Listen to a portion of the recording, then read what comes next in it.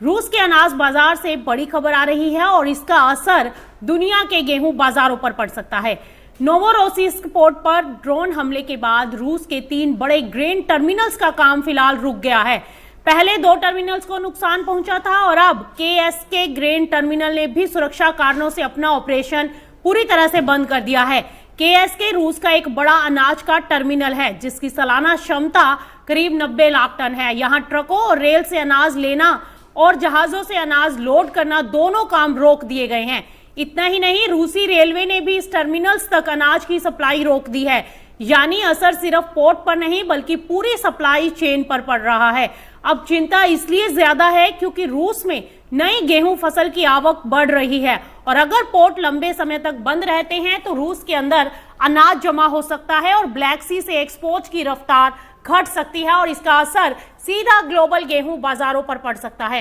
रूस से एक्सपोर्ट धीमा हुआ तो अंतर्राष्ट्रीय सप्लाई पर दबाव बढ़ेगा और गेहूं की कीमतों में तेजी की चिंता पैदा हो सकती है।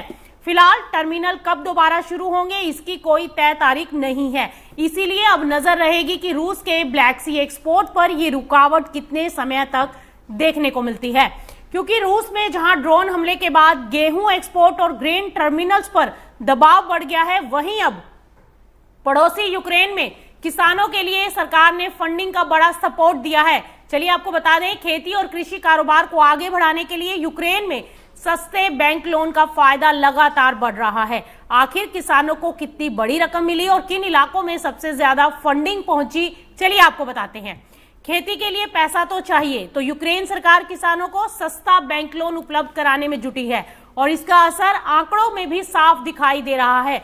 आपको बता दें, 2026 की शुरुआत से अब तक यूक्रेन के किसानों और कृषि कारोबार ने 5 से 7 से 9 अफोर्डेबल लोन्स प्रोग्राम के तहत करीब 44 अरब से ज्यादा रिवीनिया का लोन लिया है और इस योजना से 6,638 कृषि उद्यमियों को फायदा हुआ है और सबसे ज्यादा फंडिंग ओडिशा रीजन में पहुंची है जहां 774 कृषि उद्यमों को करीब 5 अरब से ज्यादा का लोन मिला है। इसके बाद कीव रीजन में 559 फार्म्स को 4.5 अरब रिवीनिया के आसपास, जबकि किरोवोहाद में 770 कृषि उद्यमों को करीब 4 अरब रिवीनिया की फंडिंग मिली है। विनित्सिया और खार्किव भी बड़े लाभार्थियों में रहे। विनित्सिया में 704 कृषि उद्यमों को तकरीबन 4 अरब के आसपास की, जबकि खार्किव में 390 फार्म को करीब 3 अरब के आसपास 3 अरब रिवीनिया का लोन मिला है। अगर सभी सरकारी फाइनेंसिंग प्रोग्राम को जोड़ लें तो 2026 की शुरुआत से लेकर अब तक 11,411 कृषि उद्यमों को 100 अरब रिवीनिया से ज्यादा का लोन मिल चुका है। और यहाँ पर खास बात यह है कि 2025 में पूरे साल कृषि कारोबार को 131 अरब से ज्यादा का बैंक लोन मिला था। यानी इस साल अभी पूरा साल बाकी है, लेकिन कृषि क्षेत्र पहले ही 100 अरब रिवीनिया से ज्यादा की फंडिंग हासिल कर चुका है।